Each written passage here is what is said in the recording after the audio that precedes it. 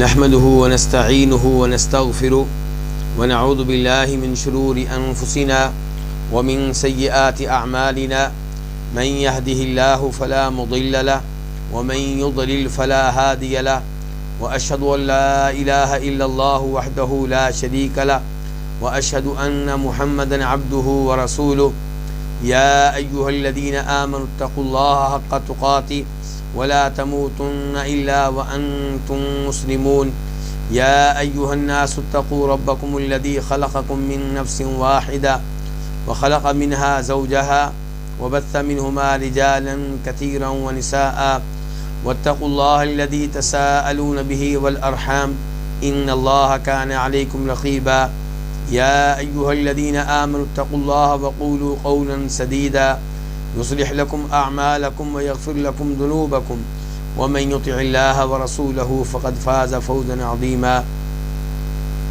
أما بعد فإن خير الحديث كتاب الله وخير الهدي هدي محمد صلى الله عليه وسلم وشر الأمور محدثاتها وكل محدثة بدعة وكل بدعة ضلالة وكل ضلالة في النار. الوافی بما فی الصحیحین، صحیح بخاری اور صحیح مسلم کی احادیث پہ مشتمل ایک عظیم کتاب. اس کتاب میں کتاب کے مؤلف نے کوشش کی ہے کہ احادیث میں تکرار نہ ہو، ایک حدیث ایک بار ذکر کی جائے. اس لیے اس کتاب میں حالانکہ صحیح بخاری صحیح مسلم دو کتابوں کی احادیث جمع ہیں، موجود ہیں، اس کے باوجود احادیث کی تعداد 2000 سے زیادہ نہیں بلکہ کم ہے.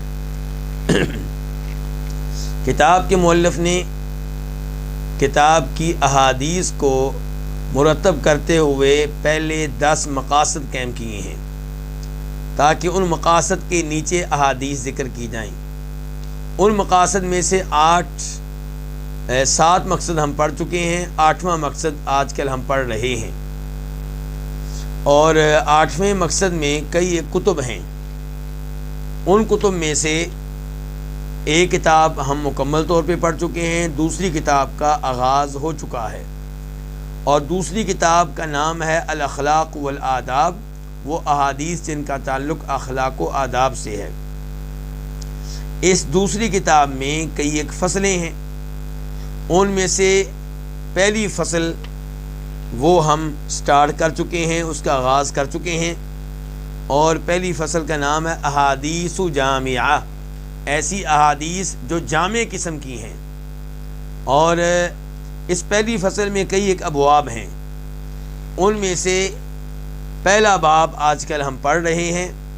پہلے باب میں تقریباً 4 حدیثیں ہم پڑھ چکے ہیں، اور آج 5ویں حدیث کا آغاز کریں گے. مجموعی طور پہ اس حدیث کا نمبر ہے 1472. کتاب میں مجموعی طور پہ اس کا نمبر ہے 1472، یعنی 1472 میم. اس حدیث کو روایت کرنے والے امام مسلم رحمہ اللہ ہیں. عن ابی ہریرہ قال قال رسول اللہ صلی اللہ علیہ وسلم، روایت ہے جناب ابو ہریرہ رضی اللہ تعالیٰ عنہ سے، وہ کہتے ہیں کہ فرمایا رسول اللہ صلی اللہ علیہ وسلم نے، من نفس عن مؤمن کربۃ من کرب الدنیا نفس اللہ عنہ کربۃ من کرب یوم القیامہ. من نفس عن مؤمن، جو کسی مومن سے دور کرے، کیا چیز دور کرے؟ کربۃ من کرب الدنیا، دنیا کی پریشانیوں میں سے کوئی پریشانی، دنیا کی تکلیفوں میں سے کوئی تکلیف.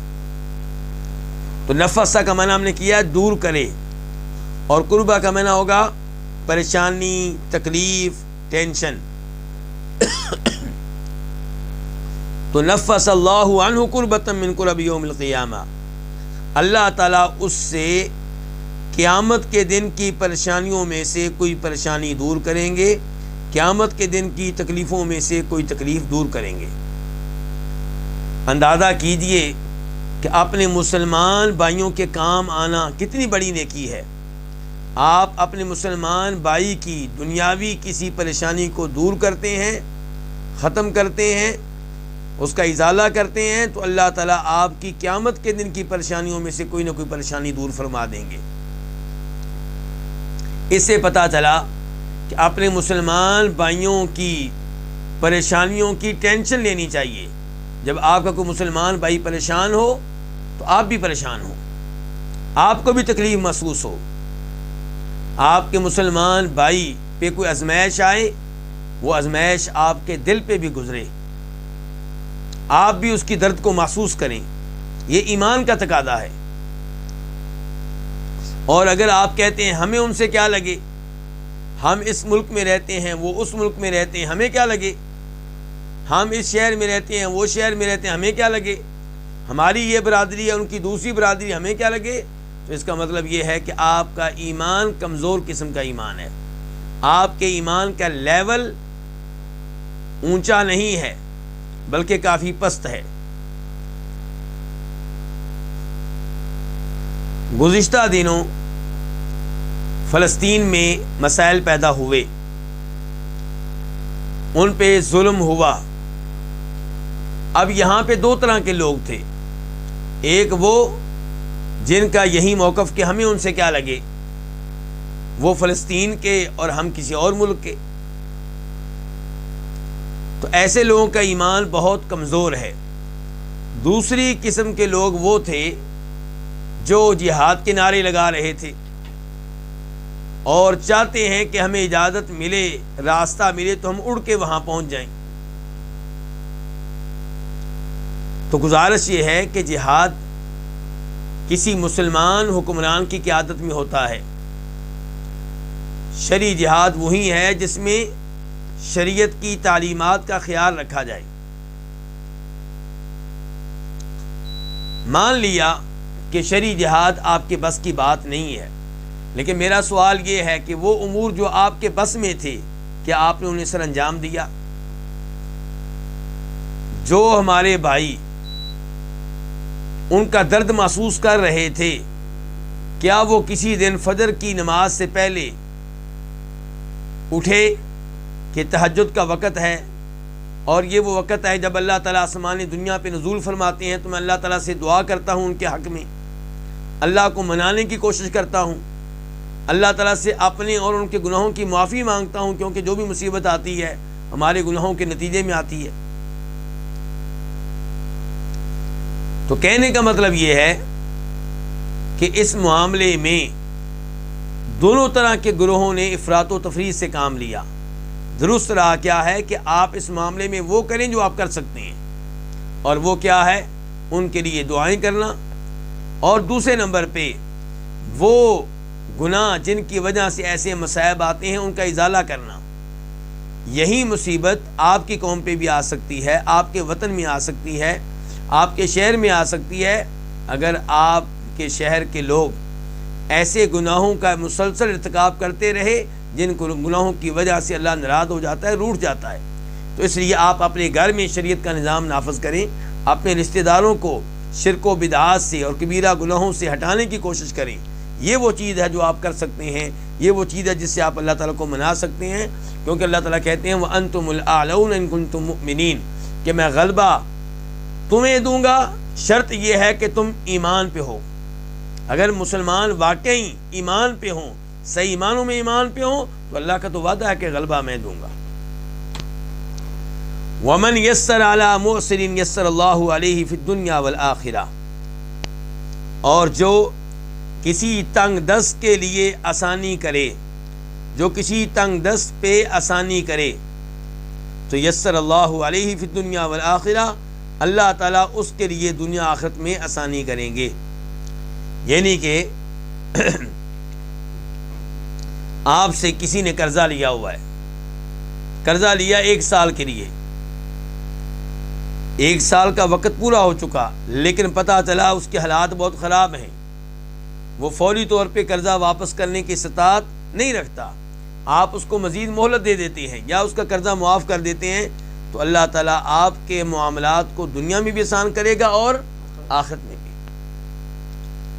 یا آپ کا کوئی مسلمان بھائی کسی اور معاملے میں پریشان ہے اور آپ اس کی پریشانی کو دور کرتے ہیں، مالی طور پہ پریشان ہے، آپ اس کی مدد کرتے ہیں، اس کے گھر میں آٹا نہیں ہے، آپ اس کو آٹا دے دیتے ہیں، تو فرمایا جو کسی تنگ دست کے لیے آسانی کرے گا، چاہے یہ آسانی آپ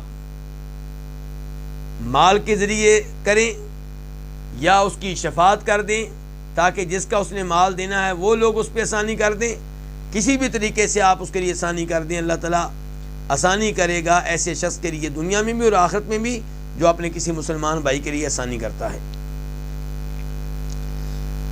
وَمَن سَتَرَ مُسْلِمًا سَتَرَهُ اللَّهُ فِي الدُّنْيَا وَالْآخِرَةِ، اور جو کسی مسلمان پہ پردہ ڈالے، جو کسی مسلمان کی پردہ پوشی کرے، سَتَرَهُ اللَّهُ فِي الدُّنْيَا وَالْآخِرَةِ، اللہ تعالیٰ اس کی پردہ پوشی کریں گے دنیا میں بھی اور آخرت میں بھی۔ کہاں یہ حدیث اور کہاں آج مسلمانوں کی حرکتیں؟ آپ یوٹیوب کھول لیں، کیا ملے گا آپ کو؟ ہر مسلمان دوسرے مسلمان کی بارے میں بنائی گئی ویڈیو اسے نشر کر رہا ہے یوٹیوب پہ اور اس کو نیکی سمجھ رہا ہے۔ دیکھیں جی اس کے کرتوت، فلاں آدمی کے کرتوت، اس کی حرکتیں، اس کی حرکتیں دیکھیں جی، خفیہ کیمرے کے ذریعے ہم نے پکڑ لیا اپنے گھر میں یہ کیا کرتا ہے۔ عام مسلمانوں کے بارے میں ایسی حرکت کرنا جرم، اور اگر یہ حرکت کسی عالم دین کے بارے میں ہو تو اور بڑا جرم۔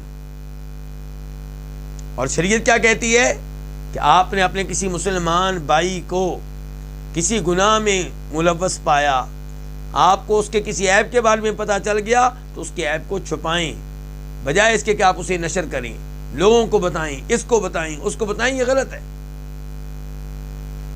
وَمَن سَتَرَ مُسْلِمًا، اور جو کسی مسلمان کی پردہ پوشی کرے، سَتَرَهُ اللَّهُ فِي الدُّنْيَا وَالْآخِرَةِ، اللہ تعالیٰ اس کی پردہ پوشی کریں گے دنیا میں بھی اور آخرت میں بھی۔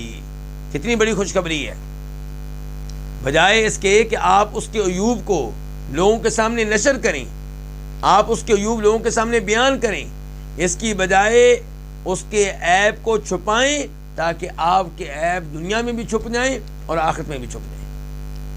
اگر آپ کہتے ہیں کہ میں اس کو ننگا کروں گا تو اللہ تعالیٰ آپ کو ننگا کرے گا۔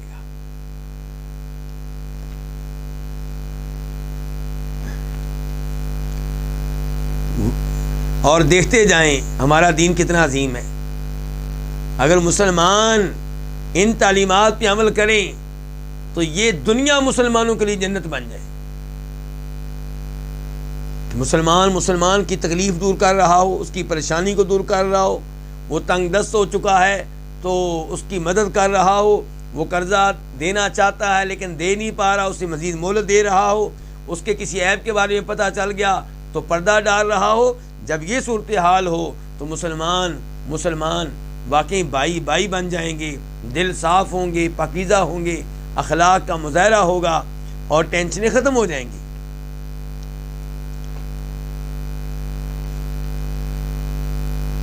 آپ مسلمان صحافیوں کو لے لیں، مسلمان اینکرز کو لے لیں، وہ اس کو جہاد سمجھ رہے ہیں،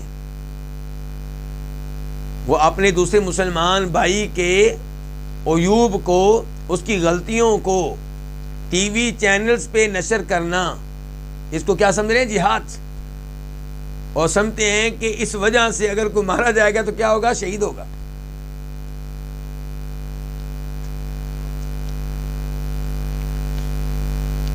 ہاں اس میں کوئی شک و شبہ نہیں، جو پکے مجرم ہیں انہیں پکڑنا چاہیے، لیکن یہ کام کون کرے؟ یہ حکومت کی ذمہ داری ہے، یہ پولیس کی ذمہ داری ہے۔ ایسے لوگ جو عادی قسم کے مجرم ہیں، جن کی پردہ پوشی کرنے سے فائدے کی بجائے کیا ہوتا ہے؟ نقصان ہوتا ہے، تو ان کے معاملے کو کون سنبھالے، کون اپنے ہاتھ میں لے؟ پولیس، عدالتیں، جج حضرات۔ اور دیکھیں کہ اگر یہ اس آدمی سے غلطی پہلی بار ہوئی ہے تو پردہ پوشی کی جائے، اور اگر بار بار غلطی ہوتی ہے پھر اس کو سزا دی جائے، اور سزائیں شریعت کے مطابق دی جائیں، نہ یہ کہ اس کا ریکارڈ ہمیشہ کے لیے یوٹیوب پہ ڈال دیا جائے۔ ممکن ہے وہ توبہ کر لے لیکن اس کے عیوب پھر بھی یوٹیوب پہ موجود رہے۔ لڑکی سدھر گئی، اس نے اپنی اصلاح کر لی، اس نے توبہ کر لی، لیکن اس کی گندی تصویریں، اس کے گندے کلپ موجود ہیں۔ یہ کام درست نہیں ہے۔ واللہ فی عون العبد ما کان العبد فی عون اخیہ، اور اللہ تعالیٰ بندے کی مدد میں ہوتا ہے جب تک بندہ اپنے بھائی کی مدد میں ہوتا ہے۔ کتنی بڑی خوشخبری ہے، جب تک آپ اپنے بھائی کی کسی مدد میں لگے رہتے ہیں، اس میں ہو سکتا ہے آپ کا 1 گھنٹہ لگ جائے، 2 گھنٹے لگ جائیں، 1 دن لگ جائے، 2 دن لگ جائیں، مہینہ لگ جائے۔ خوشخبری آپ کے لیے یہ ہے کہ آپ اپنے کسی مسلمان بھائی کی مدد میں لگے ہوئے ہیں، آسمان والا آپ کی مدد میں لگا ہوا ہے۔ کتنی بڑی جزا ہے۔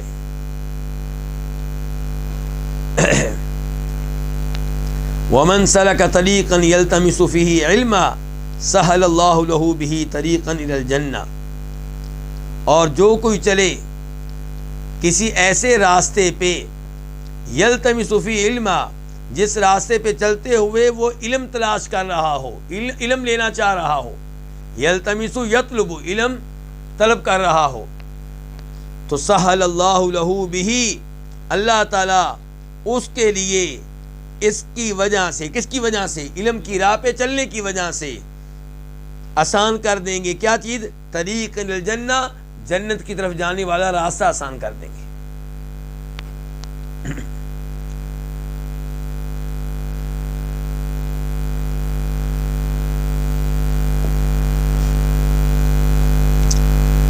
یہ خوشخبری ہے کس کے لیے؟ آپ کے لیے۔ آپ اس وقت بیٹھے ہوئے ہیں کس کے لیے؟ علم لینے کے لیے۔ آپ علم لینے کے لیے ہو سکتا ہے چل کر ایک کمرے سے دوسرے کمرے میں آئے ہوں، ایک محلے سے دوسرے محلے میں آئے ہوں، تو آپ کے لیے خوشخبری یہ ہے کہ جو کوئی کسی ایسے راستے پہ چلے جس راستے پہ چلنے کا مقصد کیا ہو؟ علم لینا، تو اللہ تعالیٰ اس کی برکت سے، اس کی وجہ سے جنت میں جانے کا راستہ آسان کر دیں گے۔ تو آپ دنیا میں شریعت کا علم لینے کے لیے نکلیں، اللہ تعالیٰ آپ کے لیے جنت میں جانے کا راستہ آسان کر دیں گے، اور اللہ تعالیٰ آپ کو مثال کے طور پہ ایسے اعمال سر انجام دینے کی توفیق دیں گے جو آپ کو جنت میں لے جانے کا سبب بن جائیں گے۔ یعنی کہ آپ علم لینے کے لیے نکلے، اللہ تعالیٰ آپ کے لیے نماز پڑھنے کے عمل کو آسان کر دیں گے، اللہ تعالیٰ آپ کے لیے روزہ رکھنے کے عمل کو آسان کر دیں گے، اللہ تعالیٰ آپ کے لیے تلاوت کرنے کے عمل کو آسان کر دیں گے، تو جنت کی راہیں آپ کے لیے آسان ہوتی چلی جائیں گی۔ تو یہ خوشخبری ہے آپ سب کے لیے۔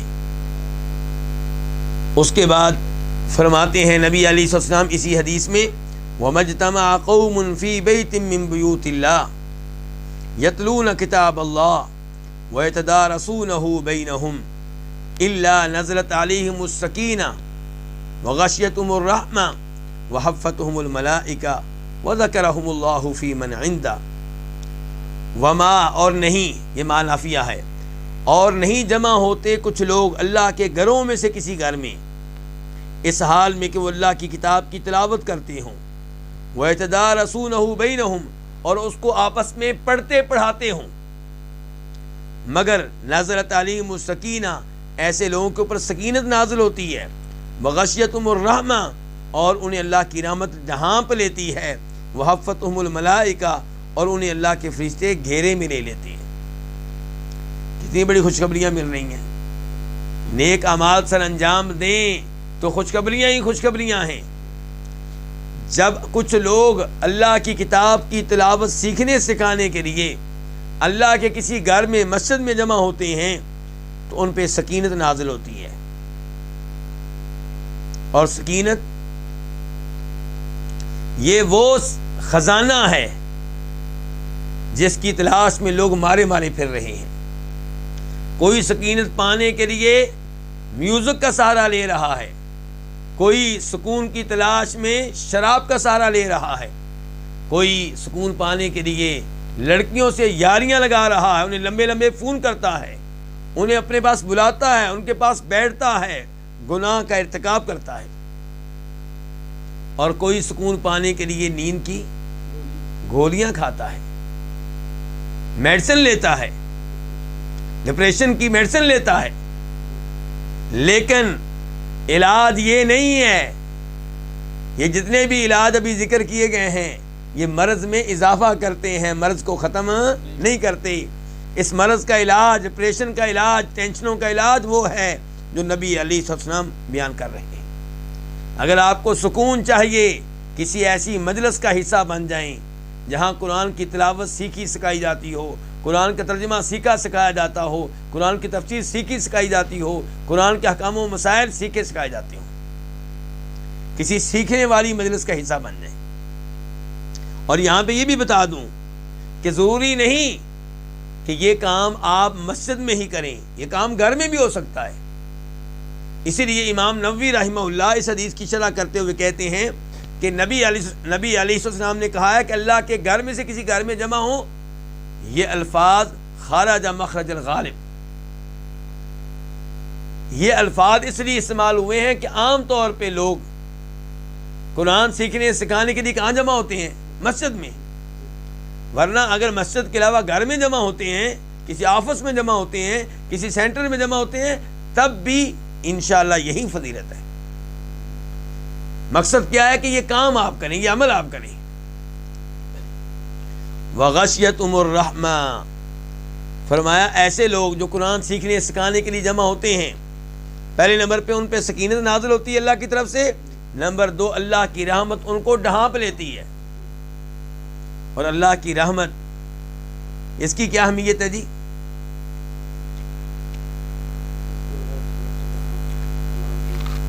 اس کے بغیر انسان کچھ بھی نہیں ہے، نہ دنیا میں اس کے پاس کچھ ہے، نہ آخرت میں اس کے پاس کچھ ہے۔ لیکن ایک حدیث یہاں پہ اس کی طرف اشارہ کروں گا کہ فرمایا تھا نبی علیہ الصلوۃ والسلام نے کہ تم میں سے کوئی بھی اپنے اعمال کے عوض اور اپنے اعمال کی قیمت کے طور پہ جنت میں داخل نہیں ہو سکتا۔ صحابہ کرام نے گزارش کی اللہ کے رسول علیہ الصلوۃ والسلام آپ بھی اپنے اعمال کی قیمت کے طور پہ جنت میں داخل نہیں ہو سکیں گے؟ فرمایا میں بھی داخل نہیں ہو سکوں گا، میں بھی جنت میں تبھی داخل ہو سکوں گا جب اللہ تعالیٰ مجھے اپنی رحمت میں ڈھانپ لے۔ تو اندازہ کیجئے کہ رحمت کتنی اہم چیز ہے۔ وحفتہم الملائکہ، تیسرے نمبر پہ وہ لوگ جو اللہ کے قرآن کو سیکھنے سکھانے کے لیے کسی جگہ جمع ہوتے ہیں، تیسری فضیلت ان کو کیا ملتی ہے کہ فرشتے ان کو گھیرے میں لے لیتے ہیں۔ کیا مطلب؟ کہ یہ اتنے عظیم لوگ ہیں کہ فرشتے اس مجلس کے آخر میں بیٹھ جاتے ہیں، جہاں مجلس ختم ہو رہی ہے پیچھے کون بیٹھا ہوا ہے؟ فرشتہ۔ فرشتوں کو یہ مجلس اتنی پیاری لگتی ہے، فرشتوں کو ایسے لوگوں سے اتنی محبت ہے کہ وہ ایسے لوگوں کو اپنے گھیرے میں لے لیتے ہیں۔ وَذَكَرَهُمُ اللَّهُ فِي مَنْ عِنْدَهُ، چوتھا اعزاز ان لوگوں کو کیا ملتا ہے کہ اللہ تعالیٰ ان کا تذکرہ کرتا ہے فی من عندہ، ان لوگوں میں، ان میں جو اللہ کے پاس ہے۔ اللہ کے پاس کون ہے؟ مقرب فرشتے۔ تو اللہ تعالیٰ ان کا ذکر خیر وہاں پہ کرتا ہے، اللہ ان کا تذکرہ وہاں پہ کرتا ہے۔ اے انسان تجھے اور کیا چاہیے کہ وہ شہنشاہ تیرا تذکرہ فرشتوں جیسی عظیم مخلوق میں کرے۔ ہم خوش ہوتے رہتے ہیں جی میرا تذکرہ کس نے کیا ہے؟ ملک کے وزیر اعظم نے۔ میرا تذکرہ کس نے کیا ہے؟ جی ملک کے بادشاہ نے۔ میرا تذکرہ کس نے کیا ہے؟ جی اسکول کے پرنسپل نے پوری مجلس میں، پوری تقریب میں سب کے سامنے میرا ذکر کیا، جی میرا کارنامہ بیان کیا ہے۔ اور یہاں پہ دیکھو قرآن کا کارنامہ سر انجام دیں گے تو وہ شہنشاہ، وہ رب کائنات آپ کا تذکرہ کرے گا، اور وہ بھی عظیم لوگوں میں کرے گا، نکمے لوگوں میں نہیں، گندے لوگوں میں نہیں۔ اچھا اب اس کی بھی وضاحت ہو جائے کہ یہ کتنا بڑا اعزاز ہے۔ یہ پوچھئے آپ ابی بن کعب سے، کس سے پوچھئے؟ ابی بن کعب سے پوچھئے کہ یہ کتنا بڑا اعزاز ہے۔ ابی بن کعب سے کہا نبی علیہ السلام نے کہ ابی، اللہ نے مجھے حکم دیا ہے کہ میں تمہیں قرآن کی تلاوت سناؤں۔ ابی بن کعب کہنے لگے اللہ کے رسول، اللہ نے میرا نام لیا ہے؟ کہا ہاں ابی، اللہ نے تمہارا نام لیا ہے۔ یہ خوشخبری سن کر ابی بن کعب خوشی کی وجہ سے رونے لگ گئے کہ اس شہنشاہ نے میرا نام دیا، میں اس قابل؟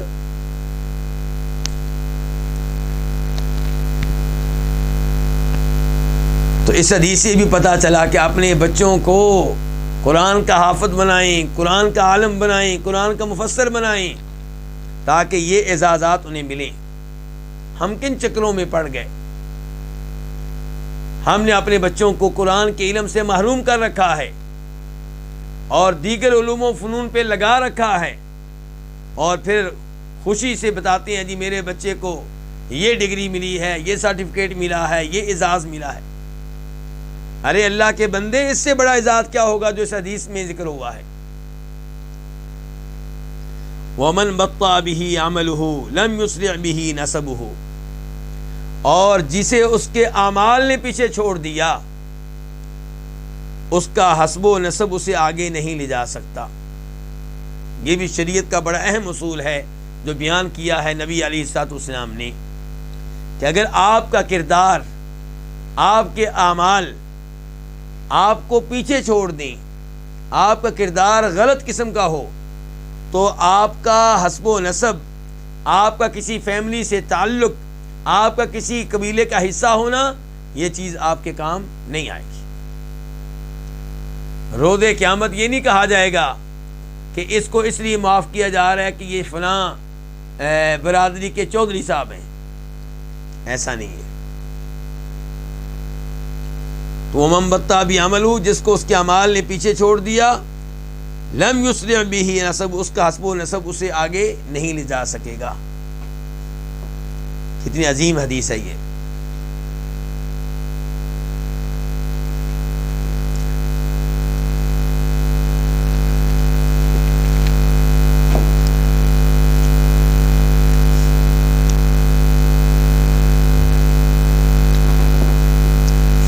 اس کے بعد حدیث نمبر 1473 1473 میم، اس حدیث کو روایت کرنے والے امام مسلم رحمہ اللہ ہیں۔ عن ابی ہریرہ رضی اللہ عنہ قال قال رسول اللہ صلی اللہ علیہ وسلم ان اللہ یقول یوم القیامہ یا ابن آدم مرضت فلم تعدنی۔ جناب ابو ہریرہ سے روایت ہے کہ فرمایا رسول اللہ صلی اللہ علیہ وسلم نے، بے شک اللہ تعالیٰ قیامت کے دن کہے گا۔ اللہ تعالیٰ کب کہے گا؟ اس سے کیا پتہ چلا؟ اس سے پتہ چلا کہ اللہ تعالیٰ کلام کرتے ہیں، کلام کرنا اللہ کی صفت ہے، اور یہ اللہ کی کون سی صفت ہے؟ یہ اللہ تعالیٰ کی اختیاری صفت ہے، یہ اللہ تعالیٰ کی فعلی صفت ہے، یعنی کہ اللہ جب چاہتا ہے کلام کرتا ہے، جب چاہتا ہے، جس سے چاہتا ہے، جیسے چاہتا ہے کلام کرتا ہے۔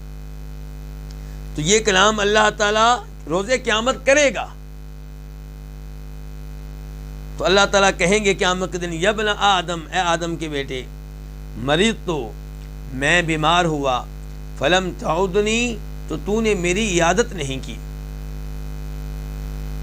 قال، بندہ کہے گا یا ربی، اے میرے رب، کیف اعودک، میں کیسے تیری عیادت کرتا، وانت رب العالمین، جب کہ تو رب العالمین ہے، تمام جہانوں کا رب ہے۔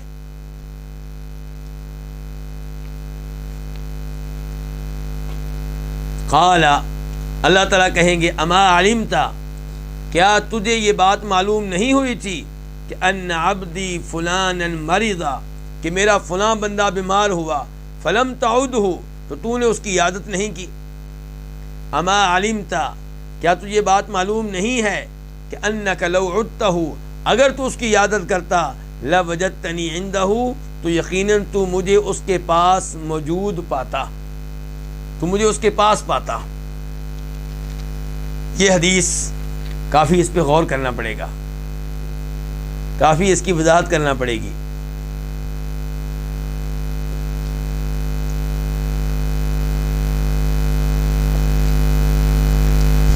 ایک تو یہ کہ اللہ تعالیٰ یہاں پہ کہہ رہے ہیں کہ میں بیمار ہوا، تو نے میری عیادت نہیں کی۔ تو اللہ تعالیٰ بیمار ہوتے ہیں؟ بالکل نہیں۔ اللہ تعالیٰ کبھی بھی بیمار نہیں ہوتے. اللہ تعالیٰ ہر عیب سے پاک ہیں, کمزوری سے, بیماری سے پاک ہیں. اللہ تعالیٰ تو دوسروں کو شفا دینے والے ہیں, اللہ تعالیٰ خود کیسے بیمار ہوں گے؟ لیکن سوال یہ ہے کہ یہاں پہ خود اللہ تعالیٰ کہہ رہے ہیں کہ میں بیمار ہوا اور تو نے میری عادت نہیں کی. اب کیا کریں گے؟ آپ تعویل کریں گے؟ آپ کے نہیں کریں گے؟ آپ لوگ دوسروں کو کہتے ہیں کہ یہ تعویل کرتے ہیں. یہ کیا کرتے ہیں؟ تعویل کرتے ہیں. اب آپ بتائیں کہ اب آپ کیا کریں گے؟ اسی لیے فخر الدین رازی ایک بڑا نام ہے, انہوں نے باقاعدہ ایک کتاب لکھی ہے. اس کا نام انہوں نے رکھا ہے اساس التقدیس. کیا نام رکھا ہے؟ اساس التقدیس. اس کتاب میں انہوں نے ثابت کرنے کی کوشش کی ہے کہ تعویل کے بغیر گزارا ہی نہیں ہے. انہوں نے ثابت کیا ہے کہ پورا قرآن تعویل سے بھرا پڑا ہے, احادیث تعویلات سے بھری پڑی ہیں, اور وہ کتاب اتنی خطرناک ہے کہ اگر کوئی پڑھ لے اور پھر کسی اچھے عالم دین کے پاس نہ بیٹھے اپنی اصلاح کے لیے, یا اس کتاب کے بعد کوئی اچھی کتاب نہ پڑھے جس سے شکوک و شبہات کے ازالہ ہو سکے, تو انسان گمراہ ہو سکتا ہے. اور یہ کتاب بہت سے لوگوں کی گمراہی کا سبب بنی ہے. اسی لیے اللہ تعالیٰ جزائے خیر دے امام ابن تیمیہ رحمہ اللہ کو, انہوں نے اس کتاب کا رد لکھا اور تقریباً 6 جلدوں میں. فخر الدین رازی کی کتاب کوئی بڑی کتاب نہیں ہے, اگر میں بھول نہیں رہا تو اس کے ٹوٹل صفحات 120 ہوں گے, اس سے زیادہ نہیں ہوں گے. امام ابن تیمیہ رحمہ اللہ نے جب اس کا جواب دیا, وہ کتنی جلدوں پہ مشتمل ہے؟ 6 جلدوں پہ. بیان و تلبیس الجہمیہ. اور اس کتاب کو شافات پرنٹنگ پریس مدینہ منورہ نے پرنٹ کیا ہے, اور یہ کتاب تقسیم بھی ہوئی ہے اور بکتی بھی ہے. تو جب آپ یہ کتاب پڑھتے ہیں تو آپ کو پتہ چلتا ہے کہ فخر الدین رازی نے تعویل کے حق میں جو دلائل دیے ہیں ان کی کوئی حیثیت نہیں ہے. انسان جب تصویر کا دوسرا رخ دیکھتا ہے تب پتہ چلتا ہے کہ تصویر کا پہلا رخ جس سے میں متاثر ہو رہا تھا اس کی کوئی حیثیت نہیں ہے.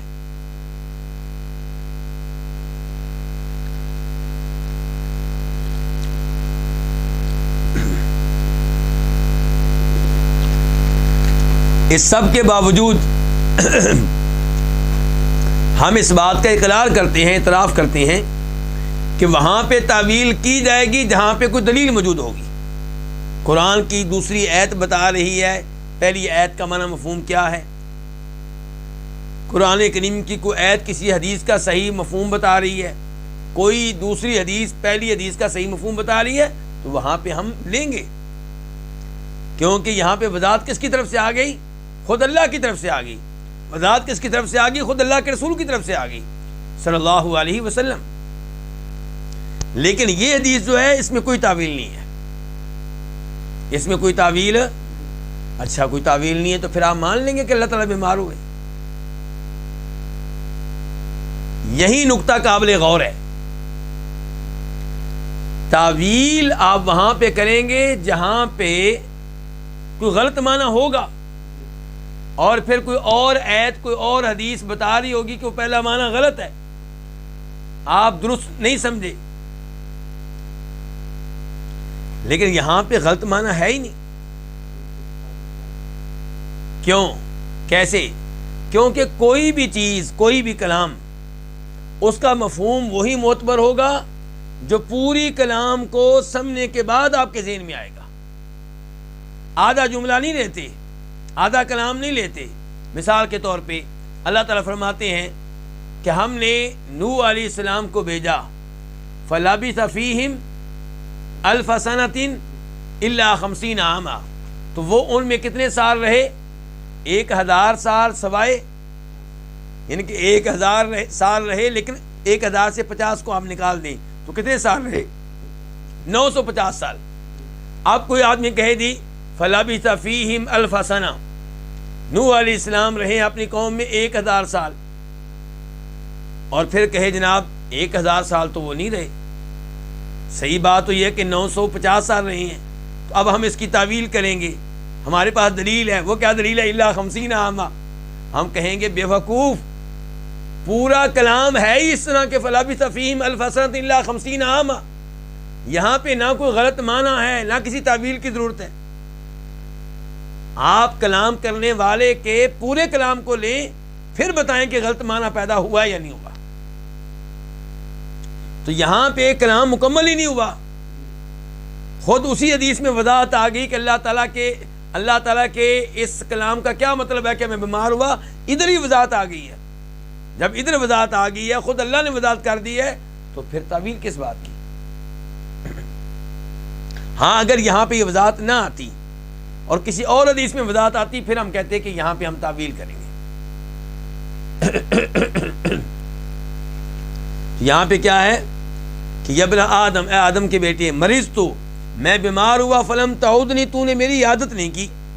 قال، بندہ کہے گا یا ربی، اے میرے رب، کیف اعودکا، میں کیسے تیری عیادت کرتا، وانت رب العالمین، جبکہ تو تمام جہانوں کا رب ہے، سب کو پیدا کرنے والا، سب کو پالنے والا، سب کے امور کی تدبیر کرنے والا، بیماروں کو شفا دینے والا، اور کسی کو مرض میں مبتلا کرنے والا، کسی کو موت دینے والا، کسی کو حیات دینے والا، کسی کو رزق دینے والا، کسی کو رزق سے محروم کرنے والا، کسی کو عزت دینے والا، کسی کو ذلت دینے والا، کسی کو اقتدار دینے والا، کسی کو اقتدار سے محروم کرنے والا، ہر چیز تو تیرے ہاتھ میں ہے، پھر تو کیسے بیمار ہو سکتا ہے؟ تو بیماریوں سے پاک ہے، تو میں تیری عیادت کیسے کرتا؟ تو ہر عیب سے پاک ہے، تو ہر ایک سے مستغنی اور بے نیاز ہے۔ قال، تو اللہ تعالیٰ کہیں گے، یہ وضاحت آ گئی کس کی طرف سے؟ اللہ تعالیٰ کی طرف سے، اسی حدیث میں وضاحت آ گئی۔ اور ایسی حدیث کو کیا کہتے ہیں جس حدیث میں اللہ تعالیٰ کا نام کریں؟ حدیث قدسی۔ عام طور پہ حدیث ہوتی ہیں حدیث نبوی، کہ نبی علیہ الصلوۃ والسلام کوئی بات بیان کرتے ہیں اور الفاظ آپ کے ہوتے ہیں، معنی اللہ کی طرف سے ہوتا ہے۔ لیکن حدیث قدسی میں معنی بھی اللہ کی طرف سے، الفاظ بھی اللہ کی طرف سے۔ تو قال، اللہ تعالیٰ کہیں گے، اما علمتا، کیا تجھے یہ بات معلوم نہ ہوئی کہ ان عبدی فلانن، کہ میرا فلاں بندہ ماریدہ بیمار ہوا، فلم تعودہ، تو نے اس کی عیادت نہیں کی۔ اس سے پتہ چلا کہ یہ بندہ بھی کوئی عام بندہ نہیں ہے۔ کون سا بندہ ہے؟ خاص بندہ، مومن بندہ، مسلمان بندہ۔ اسی لیے اللہ تعالیٰ پیار سے کہہ رہے ہیں میرا فلاں بندہ بیمار ہوا، فلم تعود، تو نے اس کی عیادت نہیں کی۔ اما علمتا، کیا تجھے یہ بات معلوم نہ ہوئی کہ انک لو عدتہ، کہ بے شک اگر تو اس کی عیادت کرتا، لوجدتنی عندہ، تو یقیناً تو مجھے اس کے پاس پاتا،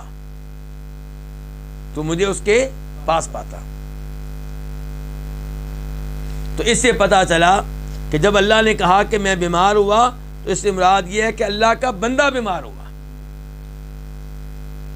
اور دیکھیں، یہ بات نوٹ کرنے والی ہے، جہاں کہیں ایسے الفاظ آئے جن کا لوگ غلط معنی سمجھ سکتے تھے، وہاں پہ فوراً وضاحت بھی آ گئی۔ وضاحت آئی کہ نہیں آئی؟ لیکن اللہ تعالیٰ پورے قرآن میں تذکرہ کریں اپنے ہاتھوں کا، اور ہم کہیں گے اللہ تعالیٰ کے ہاتھ نہیں ہو سکتے، یہ غلط معنی ہے، تو بھئی پھر اللہ نے وضاحت کیوں نہیں کی؟ اللہ کے رسول علیہ السلام نے وضاحت کیوں نہیں کی؟ قرآن کریم بار بار کہے اللہ تعالیٰ اوپر ہیں، اللہ تعالیٰ عرش سے بھی اوپر ہیں، اور ہم کہیں جی یہ غلط ہے، یہ نہیں ہو سکتا کہ اللہ تعالیٰ اوپر ہوں، اللہ تعالیٰ تو ہر جگہ ہے۔ بھئی اگر اللہ تعالیٰ اوپر نہیں ہے تو اللہ نے اس کی وضاحت کیوں نہیں کی؟ اللہ کے رسول علیہ السلام نے اس کی وضاحت کیوں نہیں کی؟ دیکھیں یہاں پہ ان الفاظ کا کوئی معنی غلط سمجھ سکتا تھا، فوراً وضاحت آ گئی۔ وضاحت یہ آئی کہ میرا فلاں بندہ بیمار ہوا تو نے اس کی عیادت نہیں کی۔ اس سے پتہ چلا کہ بیمار کی عیادت کرنا کتنا عظیم کام ہے، کہ اگر ہم اس کام میں سستی کریں گے تو روز قیامت اللہ کی طرف سے بات پرس ہو سکتی ہے۔ اس کا مطلب یہ ہے کہ بیمار کی عیادت کرنا یہ اس کا ہمارے اوپر حق ہے، یہ ہمارا اس کے اوپر کوئی احسان نہیں ہے۔ یہ وہ حق ہے جس کے بارے میں بات پرس کون کرے گا؟ اللہ تعالیٰ کرے گا۔ تو کسی کی عیادت کر کے اس کے اوپر احسان جتانے کی کوشش نہ کریں، عیادت کریں اور اللہ سے اجر و ثواب پائیں، اللہ سے اجر و ثواب حاصل کریں۔ اس سے یہ پتہ چلا کہ اللہ رب العزت نے عیادت کی ترغیب دینے کے لیے یہ کہا ہے کہ میں بیمار ہوا تو نے میری عیادت نہیں کی۔ یہ الفاظ کس لیے ہیں؟ مریض کی عیادت کی ترغیب دینے کے لیے کہ میرا بندہ بیمار ہو، اس کی عیادت کرو، گویا کہ تم اپنے رب کی عیادت کر رہے ہو، حالانکہ اللہ تعالیٰ نہ بیمار ہوتے ہیں نہ اللہ تعالیٰ کی عیادت ممکن ہے۔ فرمایا اما علمتا، کیا تجھے بات معلوم نہیں ہے کہ بے شک تو اگر اس کی عیادت کرتا یقیناً مجھے اس کے پاس پاتا۔ تو اللہ تعالیٰ کا یہ کرم دیکھیے کہ مریض کی آپ عیادت کریں گے تو اللہ تعالیٰ کو آپ وہاں پہ پائیں گے، اللہ تعالیٰ کو آپ مریض کے پاس پائیں گے۔ اس کی کیا وضاحت ہے، اس کی کیا تفصیلات ہیں؟ ہمارے پاس کوئی تفصیل نہیں ہے، ہم یہ علم اللہ کے سپرد کرتے ہیں، لیکن ہمارا اس پہ ایمان ہے کہ مریض کی آپ عیادت کریں گے تو اللہ تعالیٰ کو مریض کے پاس پائیں گے۔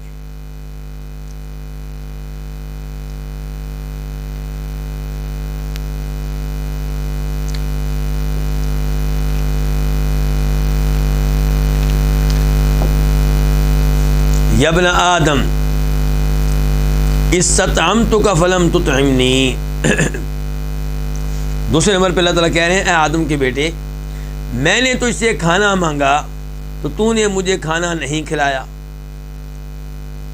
قال، تو بندہ کہے گا یا ربی اے میرے رب، وکیف اطعمک، اور کیسے میں تجھے کھانا کھلاؤں، وانت رب العالمین، جبکہ تو تمام جہان والوں کا کیا ہے؟ رب ہے۔ قال، تو اللہ تعالیٰ کہیں گے اما علمتا، کیا تجھے بات معلوم نہیں ہے انہ استطعمک عبدی، کہ تجھ سے میرے فلاں بندے نے کھانا مانگا تھا، فلم تطعمہ، لیکن تو نے اس کو کھانا نہیں کھلایا تھا۔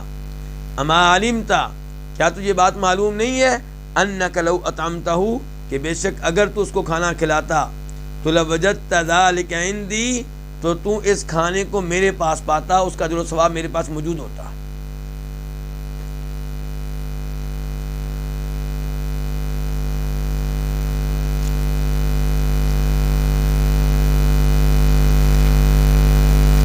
یہاں پہ دوسرا جملہ کیا ہے کہ میں تو اس سے کھانا مانگا تو نے مجھے کھانا نہیں کھلایا۔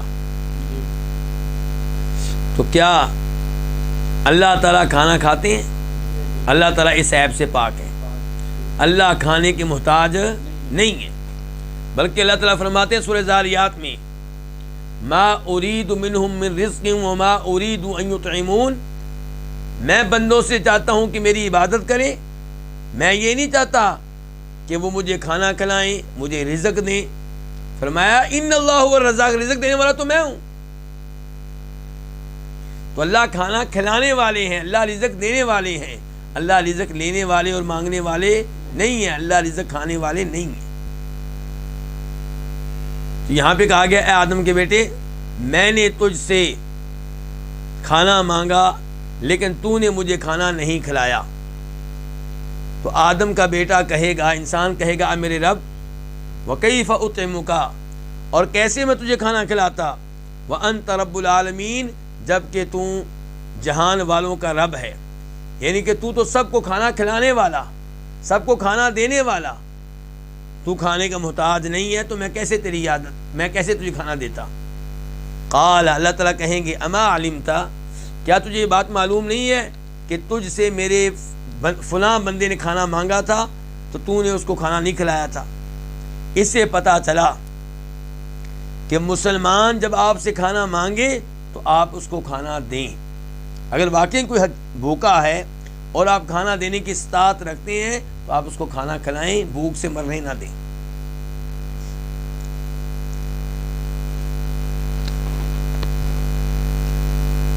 کیا تجھے بات معلوم نہیں ہے کہ بے شک اگر تو اس کو کھانا کھلاتا تو لوجدت ذالک، یقیناً تو اس کو میرے پاس پاتا، کس کو؟ کھانے کو، اور آپ کیا کھانے کے اجر و ثواب کو۔ یہ عمل میرے پاس سٹور ہوتا، میرے پاس ذخیرہ ہوتا۔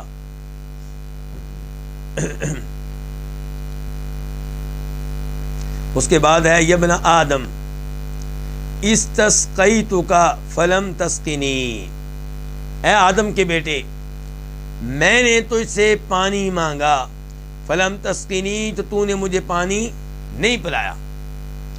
قال بندہ کہے گا یا ربی اے میرے رب کیف اسقیک وانت رب العالمین، میں تجھے کیسے پانی پلاتا جب کہ تو تمام جہان والوں کا کیا ہے؟ رب ہے۔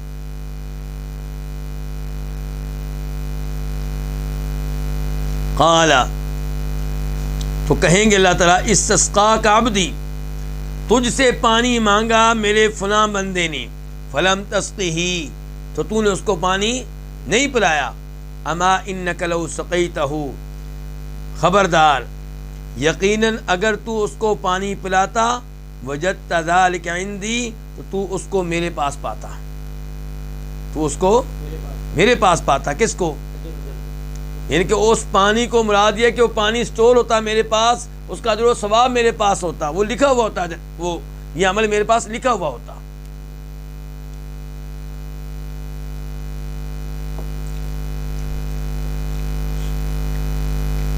تو اس حدیث سے ایک تو پتہ چلا کہ عیادت کرنا، مسلمانوں کو کھانا کھلانا، مسلمانوں کو پانی پلانا کتنا عظیم عمل ہے کہ اللہ رب العزت اپنی طرف نسبت کرتے ہوئے کہتے ہیں کہ تو نے میری عیادت نہیں کی، تو نے مجھے کھانا نہیں کھلایا، تو نے مجھے پانی نہیں پلایا۔ اور مراد اس سے کیا ہے کہ اللہ کے بندے کو پانی پلانا، اللہ کے بندے کو کھانا کھلانا اور اللہ کے بیمار بندے کی عیادت کرنا۔ اور اس حدیث سے یہ بھی پتہ چلا کہ جہاں کہیں قرآن و حدیث میں کوئی ایسا جملہ آیا ہے، ایسے الفاظ آئے ہیں جن کا ظاہری معنی مراد نہیں ہے، وہاں پہ وضاحت کر دی گئی ہے، اور جہاں پہ وضاحت نہیں کی گئی وہاں پہ وہی معنی مراد ہے جو آپ کے ذہن میں آ رہا ہے۔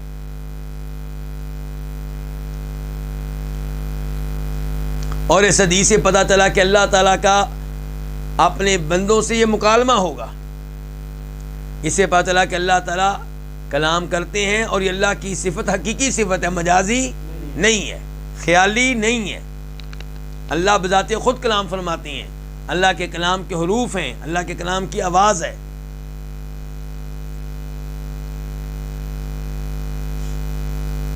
اس کے بعد حدیث نمبر 1474 1474 میم، اس حدیث کو روایت کرنے والے امام کون سے؟ امام مسلم۔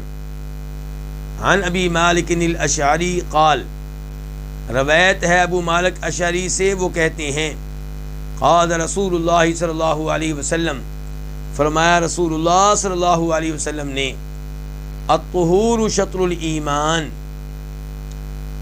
طہارت ایمان کا نصف ہے۔ طہارت میں کیا داخل ہے؟ پلیت چیزوں سے دور رہنا، وضو کرنا، غسل واجب ہو تو وہ کرنا، جنابت کا غسل ہو کرنا، احتلام کا غسل ہو کرنا، حیض کا غسل کرنا، نفاس کا غسل کرنا، اور ان پلیت چیزوں سے دور رہنا۔ تو یہ طہارت جو ہے یہ کیا ہے؟ شطر الایمان، آدھا ایمان ہے۔ ان الفاظ سے یہ پتہ چلا کہ جو دین یہ تعلیمات دے رہا ہے وہ دین کتنا پاکیزہ دین ہے، کتنا عظیم دین ہے۔ والحمد للہ تملأ المیزان، یہ پہلے حصے کی تائید میں مزید یہ بھی کہنا چاہوں گا کہ ان اللہ یحب التوابین یحب المتطہرین، اللہ تعالیٰ محبت کرتے ہیں ان سے جو کثرت سے توبہ کرنے والے ہوں، اللہ تعالیٰ محبت کرتے ہیں ان سے جو پلیت چیزوں سے دور رہنے والے ہوں۔ تو جو چاہتا ہے کہ اللہ تعالیٰ اس سے محبت کرے وہ پاک رہا کرے، پلیت چیزوں سے دور رہا کرے۔ والحمد للہ تملأ المیزان، اور الحمدللہ یہ میزان کو بھر دیتا ہے۔ یعنی کہ جو الحمدللہ کے الفاظ ہیں، کلمۃ الحمدللہ، اور الحمدللہ کا معنی کیا ہے کہ تمام تعریفیں کس کے لیے؟ اللہ کے لیے۔ یعنی کہ ہر طرح کی حمد و ثنا کا حقدار ایک اللہ ہے، ہر تعریف کس کے لیے ہے؟ اللہ کے لیے ہے۔ بلکہ آپ اللہ کی مخلوقات میں سے کسی مخلوق کی جب کوئی تعریف کرتے ہیں حقیقت میں اس تعریف کا بھی حقدار کون ہے؟ اللہ۔ آپ کسی کی تعریف کرتے ہیں اس کے حسن و جمال کی وجہ سے، حسن و جمال دینے والا کون؟ جب آپ کو اس کے حسن و جمال کی تعریف کرتے ہیں تو اس میں اس کا کیا کمال ہے؟ کمال تو اس کا جس نے حسن و جمال دیا ہے۔ کسی کا مال ہے، کسی کی چودراہٹ ہے، کسی کی کوئی بھی نعمت ہے اور خوبی ہے، آپ اس کی جب تعریف کریں گے وہ تعریف دراصل اس کی ہے جس نے وہ خوبی دی ہے۔ تو الحمدللہ جو ہے یہ میزان کو بھر دیتا ہے۔ میزان سے کیا مراد ہے جی؟ روز قیامت اللہ تعالیٰ بندوں کے اعمال کو تولنے کے لیے ترازو قائم کریں گے۔ اللہ تعالیٰ فرماتے ہیں قرآن حکیم میں وَنَضَعُ الْمَوَازِينَ الْقِسْطَ لِيَوْمِ الْقِيَامَةِ، ہم قیامت کے دن ایسے ترازو رکھیں گے جو عدل و انصاف پہ مبنی ہوں گے، جو درست طور پہ تولیں گے۔ تو ہمارا ایمان ہے کہ روز قیامت ترازو ہوگا، ہمارا ایمان ہے کہ ہمارے اعمال کو تولا جائے گا۔ افسوس یہ ہے کہ اس کی بھی کئی لوگوں نے تعویل کی ہے، کہتے ہیں میزان سے مراد کوئی حقیقی ترازو نہیں ہے، میزان سے مراد ہے کہ اللہ تعالیٰ عدل و انصاف کرے۔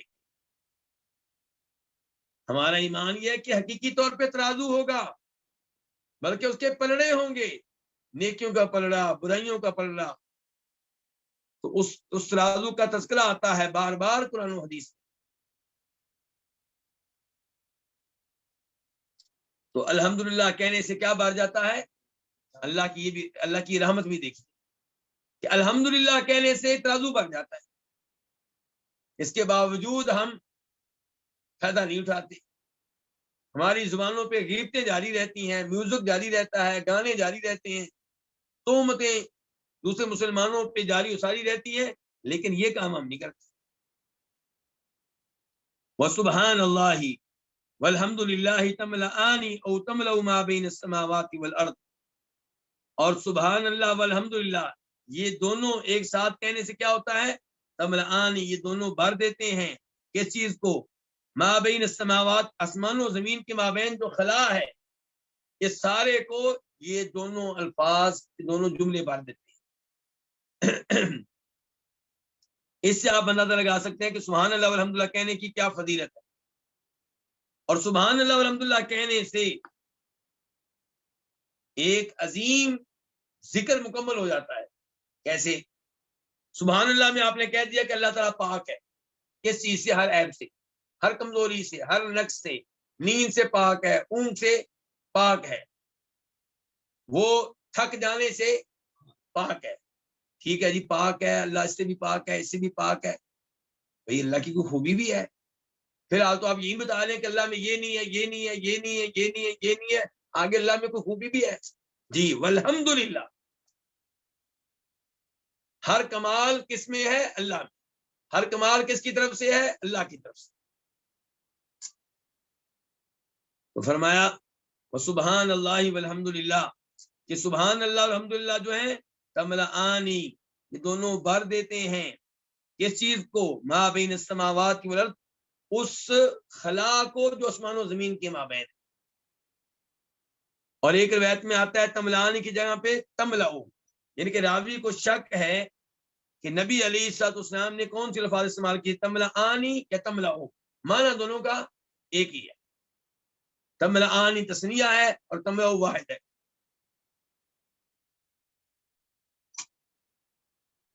والصلاۃ نور، اور نماز کیا ہے؟ روشنی ہے۔ نماز کیا ہے؟ روشنی ہے۔ نماز میں بھی بڑی طاقت ہے، بڑی قوت ہے۔ اللہ تعالیٰ کیا فرماتے ہیں؟ وَاسْتَعِینُوا بِالصَّبْرِ وَالصَّلَاةِ، کہ مدد آپ کس سے لیں؟ نماز سے۔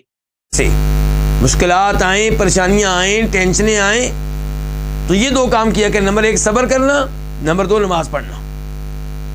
اور امام طبری رحمہ اللہ اپنی تفسیر میں روایت ذکر کرتے ہیں، سند اس کی بالکل ٹھیک ہے، کہ جناب عبداللہ بن عباس رضی اللہ عنہ حالت سفر میں تھے، تو انہیں کسی نے بتایا کہ آپ کے بھائی فوت ہو گئے۔ وہ راستے سے نیچے اترے، اونٹنی بٹھائی، 2 رکعتیں ادا کی، اور 2 رکعتیں ادا کرنے کے بعد یہ آیت پڑھ رہے تھے کہ وَاسْتَعِینُوا بِالصَّبْرِ وَالصَّلَاةِ، کہ نماز کے ذریعے، صبر کے ذریعے مدد لینی چاہیے۔ تو یہ ہے جی نماز کیا ہے؟ روشنی ہے. نماز آپ کو درست راستے پہ لگاتی ہے. ان الصلاۃ تنہا عن الفحشاء والمنکر، اللہ تعالیٰ فرماتے ہیں نماز بے حیائی سے اور گناہوں سے بچاتی ہے، اس سے روکتی ہے، اس سے منع کرتی ہے. تو اس سے پتہ چلا کہ نماز واقعی نور ہے، روشنی ہے. اور نماز اس لحاظ سے بھی نور ہے کہ یہ نور آپ کو جنت میں لے کر جائے گا. یہ روشنی آپ کو کہاں لے کر جائے گی؟ جنت میں لے کر جائے گی. والصدقۃ برہان، اور صدقہ جو ہے یہ دلیل ہے کس چیز کی؟ ایمان کی. صدقہ دلیل ہے اس بات کی کہ صدقہ کرنے والا مومن ہے. اگر کوئی صدقے دل سے صدقہ کرتا ہے، ریاکاری کے طور پہ نہیں، شہرت کے طور پہ نہیں، تو اس کا مطلب یہ ہے کہ مومن ہے. تو صدقہ کرنا صدقہ کرنے والے کے ایمان کی نشانی ہے. تو الصدقۃ برہان، صدقہ برہان کیا ہے؟ دلیل ہے. والصبر ضیاء، اور صبر بھی کیا ہے؟ روشنی ہے. صبر کیا ہے؟ اسی لیے اللہ تعالیٰ فرماتے ہیں سورہ بقرہ میں کہ میں اپنے بندوں کو آزماتا رہوں گا، کبھی کس مصیبت میں مبتلا کر کے، کبھی کس مصیبت میں. وبشر الصابرین، اور آپ خوشخبری دے دیں ان کو جو ان مسائب پریشانیوں پہ کیا کریں گے؟ صبر کریں گے. الذین اذا اصابتهم مصیبہ، صبر کرنے والے وہ ہیں جن پہ جب بھی کوئی مصیبت آئے تو کیا کہتے ہیں؟ انا للہ و انا الیہ راجعون. اولئک علیہم صلوات من ربہم، یہ وہ لوگ ہیں جن پہ ان کے رب کی طرف سے رحمتیں نازل ہوتی ہیں. یہ وہ لوگ ہیں جن کی شان کو اللہ بلند کرتا ہے، جن کے مقام کو بلند کرتا ہے. وَأُولَٰئِكَ هُمُ الْمُهْتَدُونَ، یہ ہیں ہدایت پانے والے. کون؟ صبر کرنے والے. صبر کرنے والوں کو کیا ملتی ہے پھر؟ ہدایت، روشنی ملتی ہے نا. یہی کہا یہاں پہ وَالصَّبْرُ ضِیاءٌ، صبر کیا ہے؟ روشنی ہے. وَالْقُرْآنُ حُجَّةٌ لَكَ أَوْ عَلَيْكَ، قرآن تمہارے حق میں حجت ہے، او علی کا، یا تمہارے خلاف حجت ہے. قرآن پہ اگر آپ قرآن کی تلاوت کریں، ایمان لے کر آئیں، عمل کریں، تو قرآن آپ کی تائید کرے گا، آپ کے حق میں گواہی دے گا. او علی کا، اگر آپ قرآن پہ عمل نہیں کرتے یا ایمان لے کر نہیں آتے، صحیح ایمانوں میں آدھی چیزیں مان لیتے ہیں، آدھی قرآن کی باتیں نہیں مانتے، یا قرآن پہ عمل نہیں کرتے، تو قرآن آپ کے خلاف گواہی دے گا، آپ کے خلاف حجت ہوگا.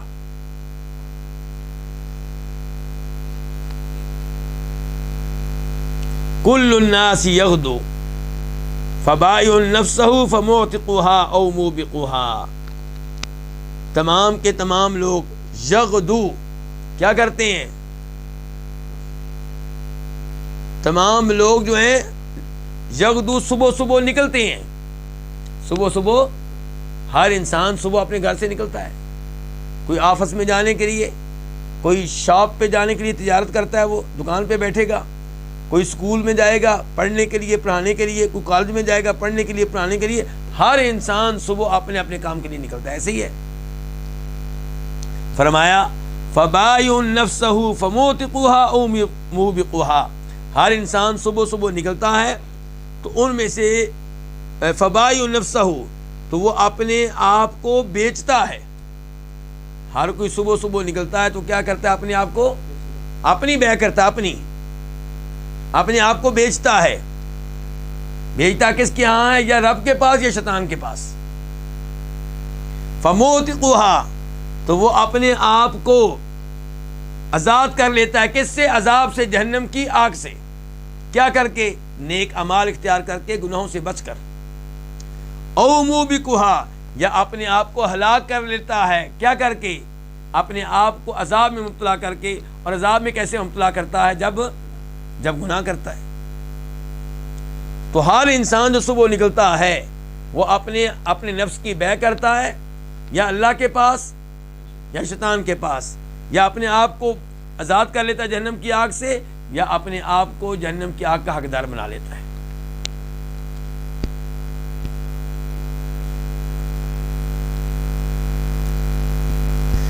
تو یہ حدیث بھی بڑی عظیم حدیث تھی. اس کے بعد حدیث نمبر 1475 1475 میم. اس حدیث کو روایت کرنے والے امام بھی کون ہے؟ امام مسلم. عن ابی ہریرہ رضی اللہ عنہ عن رسول اللہ صلی اللہ علیہ وسلم قال، ما نقصت صدقۃ من مال وما زاد اللہ عبدا بعفو الا عزا.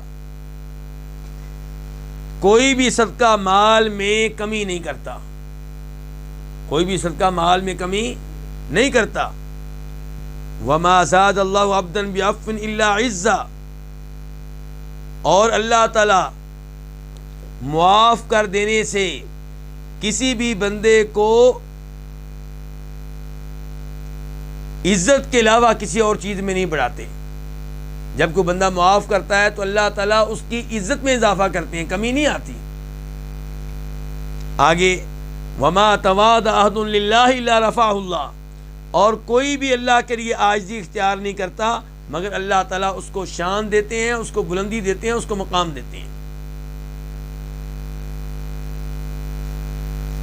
یہ تھا اس حدیث کا آسان ترجمہ. اب ذرا اس کے اوپر غور کرتے ہیں ایک نئے سرے سے کہ ما نقصت صدقۃ من مال، کہ صدقہ مال میں کمی نہیں کرتا. کیا یہ حقیقت ہے؟ بھائی جب آپ کے پاس 1,00,000 روپیہ ہے تو آپ اس میں سے 10,000 روپیہ صدقہ کر دیں، کتنے رہ جائیں گے؟ 90,000. کمی تو ہو گئی. اور آپ کہہ رہے ہیں کہ کمی نہیں ہوتی. تو امام نووی رحمہ اللہ کہتے ہیں اس کے 2 مطلب ہو سکتے ہیں. نمبر 1 کہ اللہ تعالیٰ اس کے مال میں برکت ڈالتے ہیں جو صدقہ خیرات کرتا ہے. 90,000 رہ گئے نا، لیکن 90,000 میں اللہ برکتیں ڈالتے ہیں اور اس سے کئی طرح کی مصیبتوں کو دور کر دیتے ہیں. تو اس برکت سے اس کی کمی جو ہے پوری ہو جاتی ہے. صدقہ نہ کرتا، 1,00,000 روپیہ رہتا تو پتہ نہیں کتنے پیسے خرچ کرنا پڑتے.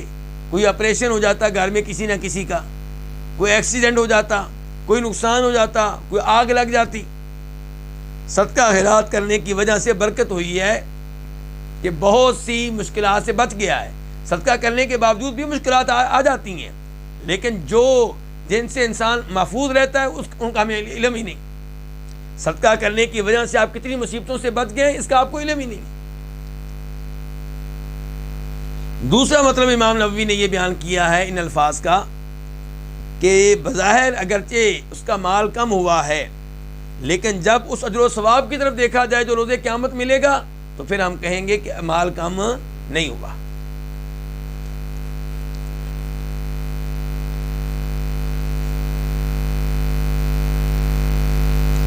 تو یہ تھا پہلا جملہ اس حدیث کا کہ صدقہ مال میں کمی نہیں کرتا.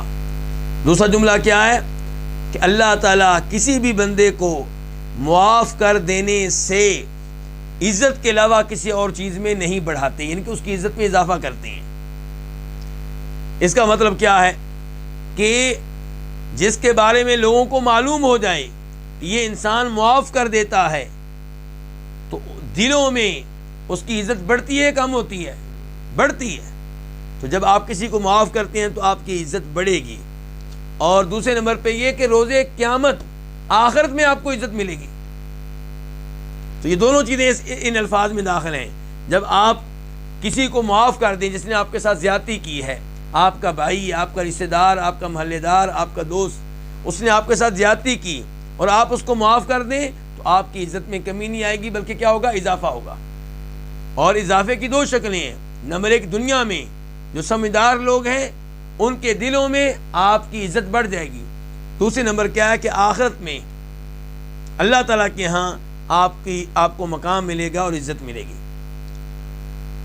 اور آخری اور تیسرا جملہ اس حدیث کا کیا ہے کہ جب بھی کوئی اللہ کے لیے عاجزی اختیار کرتا ہے اللہ تعالیٰ اس کو بلند کر دیتے ہیں. تو اس کے بھی 2 مطلب ہیں. نمبر 1 اللہ تعالیٰ اس کی شان لوگوں کے دلوں میں بلند کر دیتے ہیں. نمبر 2 اللہ تعالیٰ روز آخرت اس کے درجات کو بلند کر دیں گے. اللہ تعالیٰ روز آخرت اس کے درجات کو بلند کر دیں گے. تو یہ اس جملے کے 2 مطلب ہو سکتے ہیں.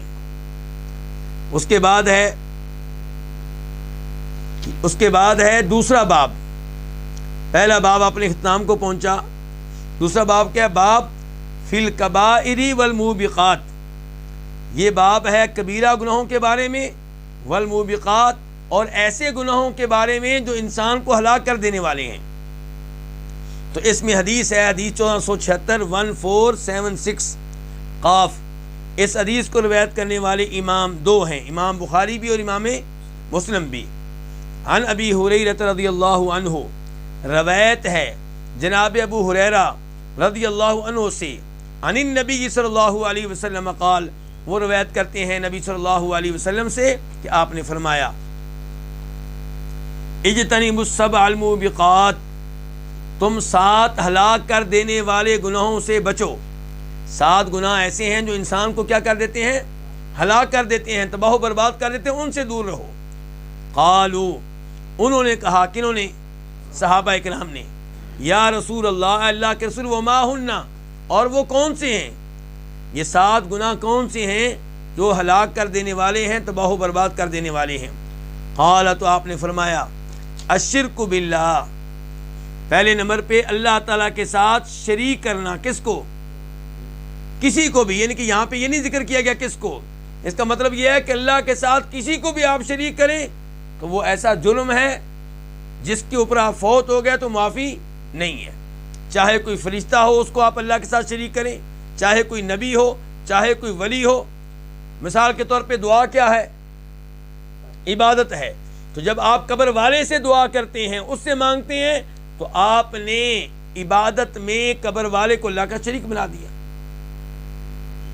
تو یہ عمل آپ کو تباہ و برباد کر دے گا۔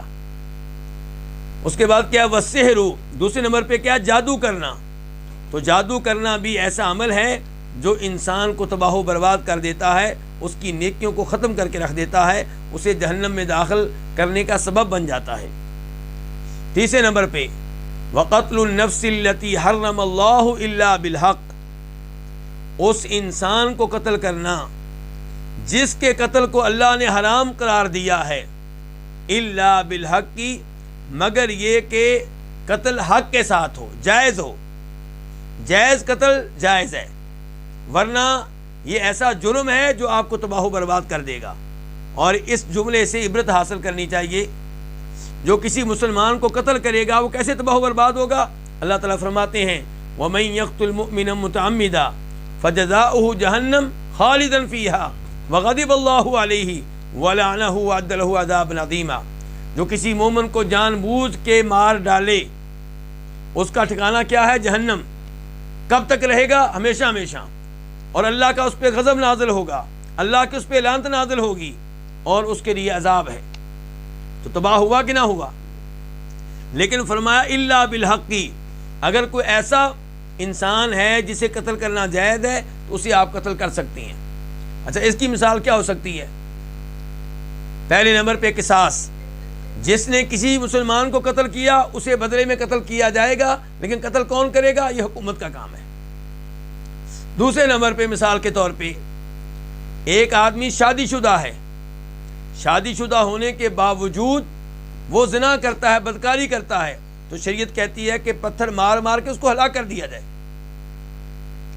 تیسرے نمبر پہ اگر کوئی دین اسلام قبول کرنے کے بعد ترک کر دیتا ہے تو فرماتے ہیں نبی علیہ السلام، من بدل دینہ فاقتلوہ، کہ جو اپنا دین تبدیل کرے تو اس کو قتل کر دو۔ تو یہ وہ قتل کی شکلیں ہیں جو کیا ہیں؟ جائز ہیں۔ چوتھے نمبر پہ وَأَكْلُ الرِّبَا، سود کھانا، یہ وہ جرم ہے جو انسان کو تباہ و برباد کر دیتا ہے۔ انسان کیا سمجھتا ہے کہ میرے مال میں اضافہ ہو رہا ہے، میں نے بینک میں 1 لاکھ روپیہ رکھا تھا، ہر مہینے مجھے 3,000 روپیہ مل رہا ہے۔ انسان کہتا ہے میرا مال بڑھ رہا ہے، لیکن انسان جھوٹا ہے، رب سچا ہے۔ اللہ تعالیٰ کہتے ہیں یمحق اللہ الربا ویربی الصدقات، کہ اللہ تعالیٰ سود کو مٹاتا ہے اور صدقہ خیرات کو بڑھاتا ہے۔ جب آپ صدقہ خیرات کرتے ہیں تو آپ کا مال بڑھتا ہے۔ پانچویں نمبر پہ وَأَكْلُ مَالِ الْيَتِيمِ، یتیم کا مال کھانا، یتیم کا مال کھانے والا بھی تباہ و برباد ہو جاتا ہے۔ اللہ تعالیٰ فرماتے ہیں قرآن حکیم میں سورہ نساء میں، ان الذین یأکلون اموال الیتامی ظلما انما یأکلون فی بطونہم نارا، جو ناجائز طور پہ یتیم کا مال کھا رہے ہیں وہ اپنے پیٹ میں جہنم کی آگ داخل کر رہے ہیں۔ اور یہ جو سود کا تذکرہ آیا ہے تو سود کی موٹی موٹی 3-4 چیزیں بتا دوں تاکہ لوگ ان سے بچ سکیں۔ آپ کسی کو قرض دیتے ہیں اور ضمانت کے طور پہ، گروی کے طور پہ اس کا مکان لے لیتے ہیں۔ اب آپ اس کے مکان میں رہائش اختیار کرتے ہیں، قرضہ آپ نے دیا تھا مثال کے طور پہ 10 لاکھ، اب آپ 10 لاکھ روپیہ بھی واپس لیتے ہیں اور اس کی مکان میں بھی رہ رہے ہیں فری میں، تو یہ کیا لے رہے ہیں آپ؟ سود لے رہے ہیں۔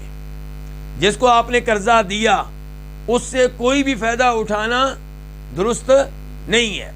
امام بخاری رحمہ اللہ روایت کرتے ہیں کہ عبداللہ بن سلام جو پہلے یہودی ہوا کرتے تھے، جن کو نبی علیہ السلام نے خوشخبری دی تھی کہ یہ زمین پہ چلنے والا جنتی ہے، انہوں نے ایک آدمی کو نصیحت کی تھی کہ تم عراق میں رہتے ہو، دھیان سے رہنا، وہاں پہ سود عام ہے، اس لیے اگر تم کسی کو قرضہ دو اور وہ بدلے میں تمہیں کیا دے، تحفے کے طور پہ کوئی بوری دے دے، کس کی؟ پھوسے کی، توڑی کی، یا کوئی بوری تمہیں دے دے چارے کی، یا بوری دے دے جو کی، نہ لینا یہ سود ہے۔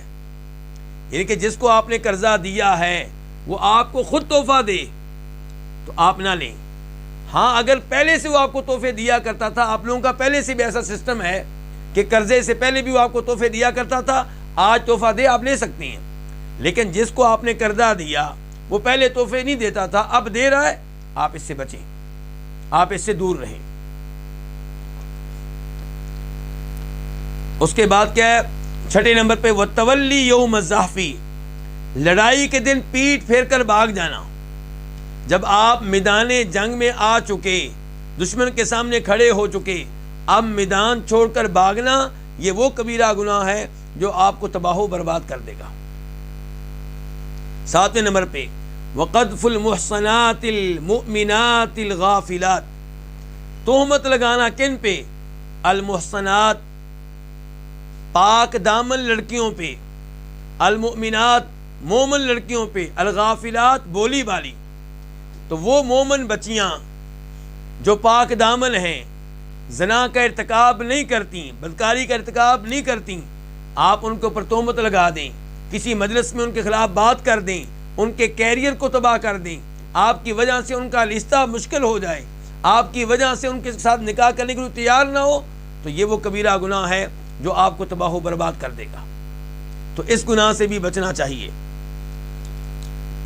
تو یہ تھی حدیث۔ اس کے بعد حدیث نمبر 1477 1477 قاف، اس حدیث کے بیان کرنے پہ اتفاق ہے کس کس کا؟ امام بخاری کا اور امام مسلم کا۔ عن عبداللہ بن مسعود رضی اللہ عنہ قال، روایت ہے جناب عبداللہ بن مسعود رضی اللہ تعالیٰ عنہ سے، وہ کہتے ہیں سألت النبی صلی اللہ علیہ وسلم، میں نے نبی علیہ الصلوۃ والسلام سے سوال کیا، ای الذنب اعظم عند اللہ، اللہ تعالیٰ کے ہاں کون سا گناہ زیادہ بڑا ہے؟ اللہ کی نگاہوں میں کون سا گناہ زیادہ بڑا جرم ہے؟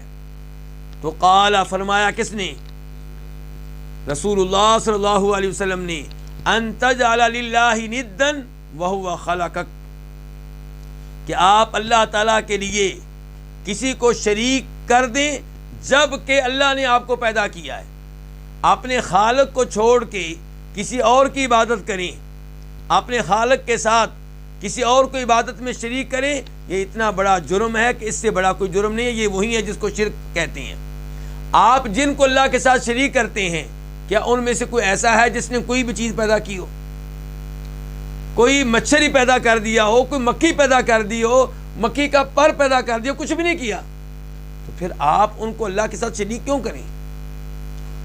افسوس سے کہنا پڑتا ہے کہ آج کا مسلمان قبر والوں کو، بزرگوں کو، اور ہم بھی ان کو بزرگ مانتے ہیں، لیکن افسوس یہ ہے کہ ان بزرگوں کو اللہ کا شریک کیا جا رہا ہے، اور دعویٰ یہ ہے کہ ہم شرک نہیں کرتے جبکہ کیا جا رہا ہے۔ قبر والوں کے نام پہ جانور ذبح کرنا یہ کیا ہے؟ شرک نہیں تو اور کیا ہے؟ ان سے دعائیں کرنا شرک نہیں تو اور کیا ہے؟ جبکہ کرنا کیا چاہیے کہ قبر والے کو آپ دعا دیں، وہ آپ کی دعا کا محتاج ہے، آپ اس کے محتاج نہیں ہیں۔ قلت، میں نے کہا، یہ کون کہہ رہا ہے میں نے کہا؟ عبداللہ بن مسعود کہہ رہے ہیں، میں نے کہا ان ذالک العظیم، یقیناً یہ گناہ بہت بڑا ہے۔ کون سا؟ شرک۔ قلت میں نے کہا ثم ایون، یہ بتائیں کہ اس کے بعد کس کا نمبر آتا ہے، اس کے بعد کون سا ہے؟ تو آپ نے کہا وَأَن تَقْتُلَ وَلَدَكَ تَخَافُ أَن يَطْعَمَ مَعَكَ، کہ آپ اپنے بچے کو، اپنی اولاد کو اس لیے قتل کریں، اپنے بیٹے یا بیٹی کو اس لیے قتل کریں کہ آپ کو خطرہ ہے کہ یہ آپ کے ساتھ کھائے گا، آپ کے ساتھ مل کے کیا کرے گا، یعنی کہ آپ کے رزق میں شریک ہوگا، یعنی کہ رزق کی وجہ سے آپ اپنی اولاد کو قتل کریں تو یہ اتنا بڑا گناہ ہے کہ شرک کے بعد اس کا نمبر آتا ہے۔ یہاں سے آپ یہ بھی سمجھ سکتے ہیں کہ خاندانی منصوبہ بندی یہ کیسا عمل ہے۔ اگر کوئی اس لیے وقفہ کرتا ہے بچہ لینے میں کہ پہلے بچے کو دودھ کا حق مل جائے، 2 سال اپنی ماں کا دودھ پی لے، تو وقفہ کرنے میں انشاءاللہ کوئی حرج نہیں ہے۔ لیکن اگر آپ اس لیے بچے کم لے رہے ہیں کہ مکان کہاں سے آئے گا، رزق کہاں سے آئے گا، اتنے بچوں کو کہاں سے کھلاؤں گا، تو یہ بہت بڑا جرم ہے، اتنا بڑا جرم ہے کہ ہو سکتا ہے انسان کو کفر میں داخل کر دے کہ آپ کا اللہ پہ ایمان ہی نہیں ہے۔ آپ کے بڑوں کو رزق کون دیتا رہا ہے؟ پوری دنیا کو رزق کون دے رہا ہے؟ کیا وہ جو پوری دنیا کو رزق دے رہا ہے صرف انسانوں کو نہیں، جنوں کو نہیں، ایک ایک مخلوق کو دے رہا ہے، کیا وہ آپ کے 5 بچوں کو رزق نہیں دے سکتا؟ آپ کا عقیدہ اتنا کمزور ہے۔ تو فرمایا شرک کے بعد بڑا گناہ کیا ہے کہ آپ اپنے بچے کو قتل کریں اس حال میں کہ آپ ڈرتے ہوں کہ وہ آپ کے ساتھ مل کے کھانا کھائے گا۔ قلت میں نے کہا ثم ایون، پھر اس کے بعد کس کا نمبر ہے؟ قال، تو آپ نے کہا ان تزانیہ حلیلۃ جارک، کہ آپ زنا کریں اپنے پڑوسی کی بیوی سے۔ زنا بدکاری بہت بڑا جرم ہے، لیکن پڑوسی کی بیوی سے شریعت کیا کہتی ہے؟ پڑوسی کا خیال رکھیں، پڑوسی کو تنگ نہ کریں۔ نبی علیہ الصلوۃ والسلام تو یہ ارشاد فرما رہے تھے کہ جبریل نے مجھے بار بار وصیت کی، کس کے بارے میں؟ پڑوسی کے بارے میں، حتیٰ کہ مجھے گمان ہونے لگا کہ کوئی دن آئے گا کہ جبریل آ کر کہیں گے کہ آپ کا وارث کون بنے گا؟ آپ کا پڑوسی بنے گا۔ ان کے پڑوسی کے حقوق کتنے زیادہ ہیں، اور آپ پڑوسی کی بیوی کے ساتھ یہ کام کریں۔ اور تزانیہ کا لفظ بتا رہا ہے چاہے بیوی وہ راضی ہو، چاہے پڑوسی کی بیوی راضی ہو، تب بھی پڑوسی کی بیوی کے ساتھ یہ زنا کرنا بہت بڑا جرم ہے، بہت بڑا گناہ ہے۔ یہاں پہ بیوی پہ لفظ کیا بولا گیا؟ حلیلہ۔ حلیلہ ہل سے ہے، یعنی کہ یہ وہ عورت ہے جو پڑوسی کے لیے حلال ہے کیونکہ اس کی بیوی ہے۔ تو آپ پڑوسی کی بیوی سے زنا کریں گے تو اتنا بڑا جرم ہے کہ نبی علیہ السلام نے اس کا تذکرہ 30 نمبر پہ کیا ہے۔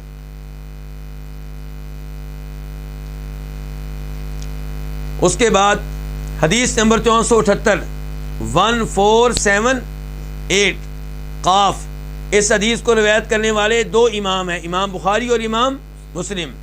عن ابی بکرہ رضی اللہ عنہ قال، روایت ہے جناب ابو بکرہ رضی اللہ تعالیٰ عنہ سے، وہ کہتے ہیں قال النبی، فرمایا نبی علیہ الصلوۃ والسلام نے، الا انبئکم باکبر الکبائر، کیا میں تمہیں نہ بتاؤں کن کے بارے میں؟ اکبر الکبائر کے بارے میں۔ کبائر کبیرہ کی جمع ہے، کبیرہ کس کو کہتے ہیں؟ بڑے گناہ کو، کبائر اس کی جمع ہوگی، اور اکبر الکبائر وہ گناہ جو کبیرہ گناہوں میں بھی بڑا ہے۔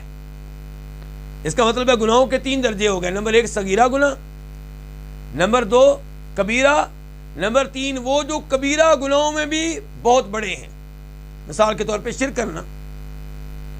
تو آپ فرما رہے ہیں اس حدیث میں صحابہ کرام سے، کیا میں تمہیں کبیرہ گناہوں میں سے بھی بڑے بڑے گناہ نہ بتاؤں؟ ثلاثاً، یہ الفاظ آپ نے کتنی بار کہے؟ اس سے پتہ چلا کہ آپ کتنے اچھے ٹیچر تھے۔ 3 دفعہ کہا میں تمہیں یہ نہ بتاؤں، کس لیے؟ دلچسپی پیدا کرنے کے لیے، کس لیے؟ تاکہ لوگ شوق سے سنیں، تاکہ لوگ دھیان سے سنیں، تاکہ لوگ اس حدیث کو یاد کر لیں۔ قالوا، صحابہ کرام نے کہا بلا یا رسول اللہ، کیوں نہیں، اللہ کے رسول ضرور بتائیں۔ قال، تو آپ نے کہا الاشراک باللہ، نمبر 1 اللہ کے ساتھ کسی اور کو شریک کرنا، نمبر 2 وعقوق الوالدین والدین کی نافرمانی کرنا. اندازہ کیجئے والدین کی نافرمانی کتنا بڑا جرم ہے.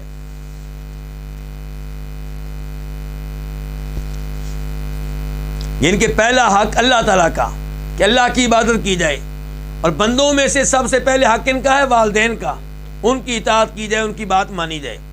تو اگر آپ والدین کی نافرمانی کرتے ہیں تو یہ بہت بڑا جرم ہے. وَجَلَسَ، اور آپ بیٹھ گئے، سیدھے ہو کے بیٹھ گئے. پہلے کیا کر رہے تھے؟ ٹیک لگائی ہوئی تھی. پہلے ٹیک لگائی ہوئی تھی. 2 گناہ آپ نے بتائے تو ٹیک لگانے کی حالت میں بتائے. اب تیسرا گناہ بتانے کی باری آئی تو سیدھے ہو کے بیٹھ گئے. وَكَانَ مُتَّكِئًا، جبکہ آپ پہلے کیا کیے ہوئے تھے؟ ٹیک لگائے ہوئے تھے. فقال، تو آپ نے کہا. اس سے آپ اندازہ کریں کہ تیسرا جو گناہ ہے کتنا خطرناک ہے کہ وہ بتانے کے لیے آپ سیدھے ہو گئے. آپ نے کہا الا وقول الزور، خبردار جھوٹی بات کہنا، جھوٹ بولنا.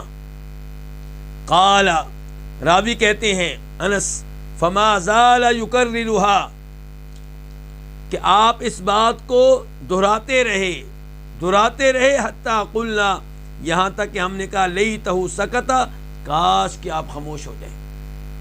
یعنی کہ ہمیں آپ پہ ترس آنے لگا کہ آپ اس بات کو بار بار دہرانے لگے ہیں، تو ہم نے کہا کاش آپ خاموش ہو جائیں. اس سے آپ اندازہ لگا سکتے ہیں کہ جھوٹی بات کرنا، جھوٹی گواہی دینا کتنا بڑا جرم ہے. تو تیسرا گناہ کیا؟ جھوٹی گواہی دینا. اور یہ گناہ آج کثرت سے ہو رہا ہے. آپ عدالتوں میں چلے جائیں، کچہریوں میں چلے جائیں، کسی پنچایت میں چلے جائیں، جب کسی خاندان کا لڑائی جھگڑا ہوتا ہے وہاں پہ چلے جائیں، بیٹا باپ کے حق میں آنکھیں بند کر کے جھوٹی گواہی دے گا، بھائی کے حق میں آنکھیں بند کر کے جھوٹی گواہی دے گا، دوست کے حق میں جھوٹی گواہی دینے کو اپنا فرض سمجھتا ہے، کہتا ہے میرا دوست ہے جی. جبکہ یہ بہت بڑا گناہ ہے، بہت بڑا جرم ہے، اور اس کی وجہ سے کئی لوگوں کے لیے مسائل پیدا ہوتے ہیں. ان کا حق انہیں نہیں ملتا جھوٹی گواہی کی وجہ سے. جھوٹی گواہی کی وجہ سے پلاٹ کسی کا، قبضہ کسی کا ہو جاتا ہے. تو جھوٹی گواہی کی وجہ سے بہت سے مسائل پیدا ہوتے ہیں. اس لیے اس کو کبیرہ گناہوں میں سے بھی عام کبیرہ گناہ قرار نہیں دیا گیا، بلکہ کبیرہ گناہوں میں سے بھی بڑا گناہ قرار دیا گیا ہے. اور نبی علیہ السلام نے اس کو بار بار دہرایا ہے کہ جھوٹی گواہی یہ بہت بڑا گناہ ہے، جھوٹی گواہی بہت بڑا گناہ ہے، جھوٹی گواہی بہت بڑا گناہ ہے. اللہ رب العزت سے دعا ہے کہ اللہ رب العزت ہمیں ان تمام گناہوں سے محفوظ رہنے کی توفیق عنایت فرمائے. یہیں پہ آج کے درس کا اختتام کرتے ہیں. انشاءاللہ یہ سلسلہ جاری و ساری رہے گا. اللہ رب العزت آپ لوگوں کا سننا قبول فرمائے اور میری گفتگو قبول فرمائے، اور اللہ تعالی ہمیں آخری دم تک، آخری دن تک نبی علیہ الصلوۃ والسلام کی حدیث کے ساتھ جوڑے رکھے، قرآن کی تفسیر کے ساتھ جوڑے رکھے، اور عمل پیرا ہونے کی توفیق دے. وآخر دعوانا الحمدللہ رب العالمین.